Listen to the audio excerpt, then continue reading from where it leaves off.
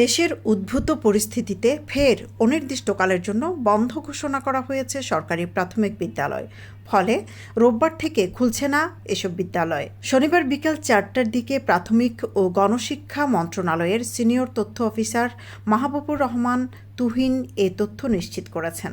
বিয়ানীবাজারে টিএনটি রোডে ইবনে আল মতিন টাওয়ারে রেডি ফ্ল্যাট ভাড়া দেওয়া হচ্ছে। শীতাতপ নিয়ন্ত্রিত কক্ষ, attach bathroom, kitchen, dining, lift, CCTV, বিশাল পার্কিং ও ছাদ সহ থাকছে শিশুদের জন্য বিনোদনের ব্যবস্থা। তিনি বলেন, আমরা আগের সিদ্ধান্ত থেকে সরে এসেছি। আপাতত রোববার থেকে প্রাথমিক বিদ্যালয় খুলছে না।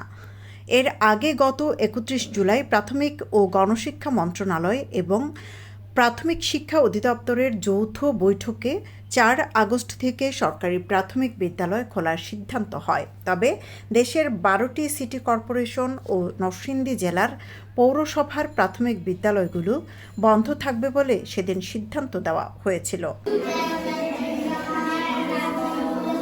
কোটা সংস্কার আন্দোলনকে কেন্দ্র করে গত 16 জুলাই থেকে দেশের সব শিক্ষা প্রতিষ্ঠান বন্ধ রয়েছে।